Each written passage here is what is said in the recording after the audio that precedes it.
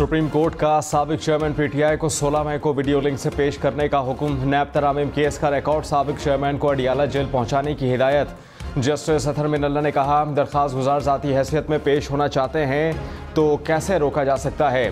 Chief justice ने कहा कि साबिक चेयरमैन पीटीआई फरीक हैं, इनकी नुमाइंदगी होनी चाहिए। अदालत में पेशी को किसी और मकसद के लिए इस्तेमाल करना है तो इसका भी जायज़ा लेंगे। ये मामला ज़ाती हुकूक का नहीं बल्कि कानून में तरामीम का है। ज़ाती मामला होता तो ज़रूर पेश होते। विफाक और पंजाब हुकूमत को वीडियो लिंक हाजिरी के इंतजामात मुकम्मल करने की हिदायत।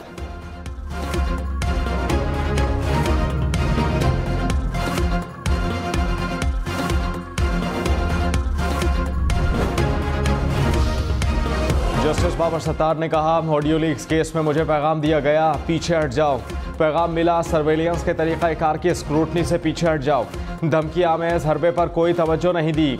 नहीं समझा कि ऐसे पैगाम से इंसाफ के अमल को नुकसान पहुंचने का खतरा है। जस्टिस बाबर सत्तार का chief justice Islamabad high court को खत। कहा कि बदनीयती पर मबनी मुहिम का फोकस अदालती कार्रवाई को मुतासर करना है। ऑडियो लीक्स केस में अदालत ने खुफिया और तहकीकाती इदारों को नोटिस भेजे थे।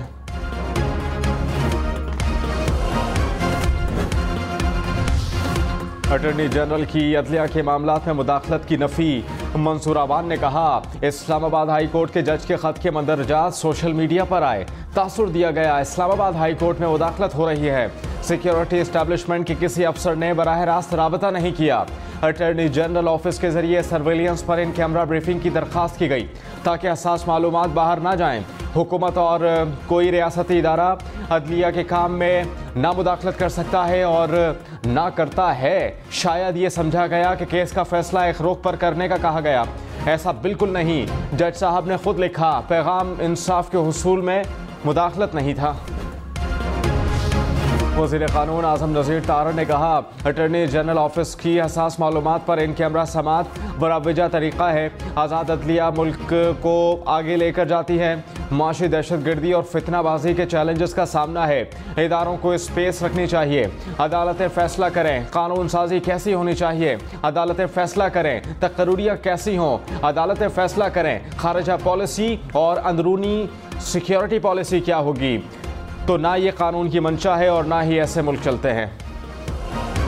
आज़ाद कश्मीर में एहतजाज खत्म। वज़ीर आज़म शहबाज शरीफ ने कहा, एहतजाज की आड़ में कुछ लोग अमन अमान तबाह करना चाहते थे। आज़ाद कश्मीर की हुकूमत ने तहम्मुल से काम लिया। अफसोस है एहतजाज में इंसानी जानें गईं। कश्मीर पाकिस्तान की शहरग है। अमन अमान की सूरत हाल अव्वलीन तरजीह है। हमें मिल बैठ कर मामलात को तय करने की कोशिश को फ़रोग़ देना चाहिए। आज़ाद कश्मीर के अवाम से मिलने जाऊँगा। माशरे में खौफ या अदम तहफ़्फ़ुज़ का एहसास पैदा करना साइबर टेररिज्म कहलाएगा। कलअदम तंजीमों, अफराद या गिरोहों के मकासद को आगे बढ़ाना भी साइबर टेररिज्म तस्वुर होगा। साइबर टेररिज्म के case national cyber crime investigation agency के पास जाएंगे। वफाकी हुकूमत ने पीका एक्ट में तरमीम के मुसव्वदे को हतमी शक्ल दे दी। ज़राए के मुताबिक साइबर क्राइम के सेक्शन 8 की सजाएं 3 साल से बढ़ाकर 7 साल कर दी गई। नफरत अंगेज तकारीर की शिक को सेक्शन में तब्दील करने की तजवीज़। नॉन फाइलर मोबाइल सार्फिन के 100 रुपये बैलेंस पर 90 रुपये टैक्स लगेगा। हुकूमत का नॉन फाइलर मोबाइल सार्फिन पर 90% विद होल्डिंग टैक्स लगाने का फैसला। ज़राए के मुताबिक इंटरनेट पैकेज पर भी इजाफी टैक्स लागू होगा। टैक्स गोशवारे जमा कराने तक विद होल्डिंग टैक्स बरकरार रहेगा। इस्लामाबाद हाई कोर्ट ने हुकूमत को नॉन फाइलर्स की मोबाइल सिमें ब्लॉक करने से रोक दिया। मोबाइल कंपनी की दरख्वास्त पर 27 मई तक हुक्म इम्तना जारी। वकील सलमान अकरम राजा ने कहा, आइन में बुनियादी हुकूक से मुतसादिम कोई कानून साजी नहीं हो सकती। हुकूमत लोगों की मोबाइल फ़ोन सिमें ब्लॉक करने का इख्तियार नहीं हासिल कर सकती। मोबाइल फ़ोन कंपनीज को 5 लाख से ज़्यादा सिमें ब्लॉक होने की सूरत में सालाना 100 करोड़ रुपए का नुकसान होगा।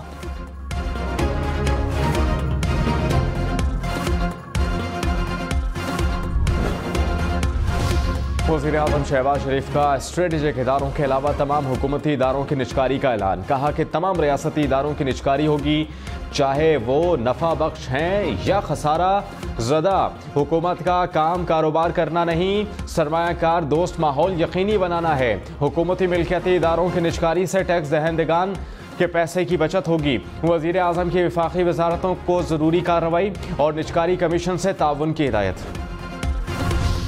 अयूब खान ने जिसने पहला मार्शल लगाया था उसकी भी ये मैयत जो है कब्र से निकाल के उसको फांसी पे चढ़ाना चाहिए। आर्टिकल 6 ख्वाजा आसिफ साहब जो बौतरा गए थे, ये फॉर्म 47 की वजह से ख्वाजा सफ्तर साहब इसी हाउस पे मजलिस से शूरा में नायब स्पीकर वो यहाँ पे जाना चाह रहे हैं, उधर नहीं जा सकेंगे हम।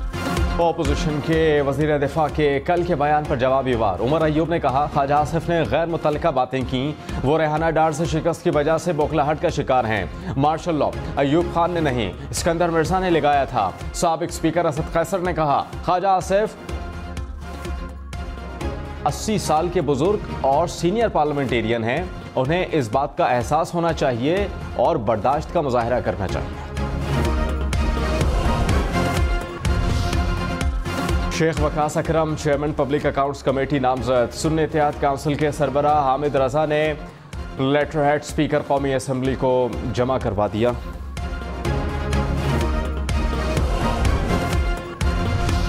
शेर अफजल मरवत ने कहा, पार्टी के शोकॉज नोटिस का जवाब दे दिया, पार्टी में अपने मुखालिफिन से बात नहीं होगी, सिर्फ साबिक चेयरमैन PTI से बात करूंगा। इनका हर फैसला कबूल होगा, किसी और का नहीं। जब तक साबिक चेयरमैन PTI नहीं बुलाएंगे मिलने नहीं जाऊंगा। मीडिया से दूर रहना चाहता हूं, साबिक चेयरमैन के लिए मजीद परेशानियां पैदा नहीं करना चाहता।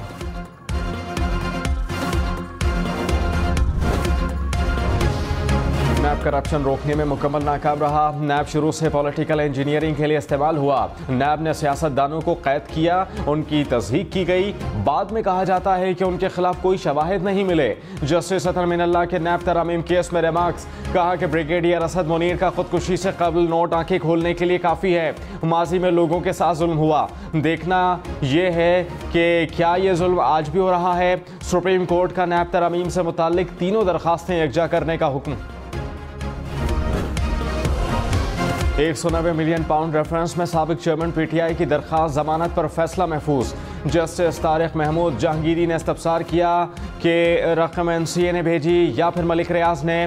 क्या आपके pass out of court settlement के कोई शवाहिद मौजूद हैं? आपके पास कोई दस्तावेज नहीं, सारी ज़बानी बातें हैं। वज़ीर आज़म के सामने रखे गए नोट से पहले मुंतकिल होने वाली रकम से मुताल्लिक क्या कहेंगे? खुफिया डीड में तो नहीं लिखा कि रकम सुप्रीम कोर्ट के अकाउंट में आएगी।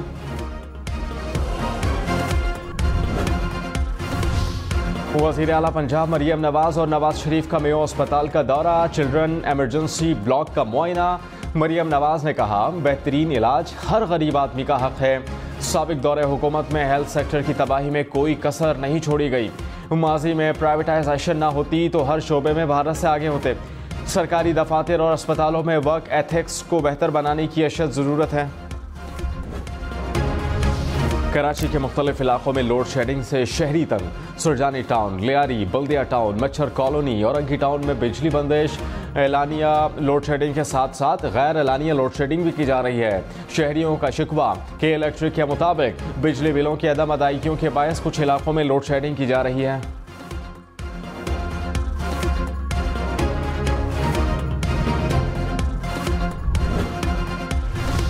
खैबर पख्तूनख्वा में बिजली बंदिश का दौरानिया 20 घंटे तक पहुंच गया। पेशावर, कोहाट, मर्दान, स्वाबी समेत बेशतर शहरों में बिजली बंदिश से शहरी तंग। कोहाट में 20-20 घंटे की लोड शेडिंग, मर्दान में 12 से 16 घंटे, स्वाबी में 18 घंटे बिजली गायब। गुजरावाला, हैदराबाद समेत पंजाब और सिंध के मुख्तलिफ इलाकों में भी बिजली बंदिश। मीरपुर खास में 16 घंटे तक बिजली बंद रहने लगी। पेशावर में रोटी 10 रुपए की मिलेगी। इंतज़ामिया ने कीमत मुकर्रर कर दी। तनूर मालिकान को 100 ग्राम रोटी 10 रुपए की बेचने की हिदायत। तनूर मालिकान का गैस की बिला तातुल फराहमी और बिजली के निर्ख कम करने का मुतालबा। IMF मिशन का ट्रैक एंड ट्रेस सिस्टम में खराबियों पर इज़हार तशवीश। ज़राए के मुताबिक IMF ने आइंदा माली साल के लिए ट्रैक एंड ट्रेस सिस्टम मुकम्मल तौर पर नाफिज करने की तजवीज़ दे दी। सिस्टम का दायरा 5 बड़े शोबों में मुकम्मल आयद करने की डेडलाइन, टैक्स नेट बढ़ाने और टैक्स चोरी रोकने के लिए इस्लाहात के अमल को तेज़ करने पर इत्तेफाक।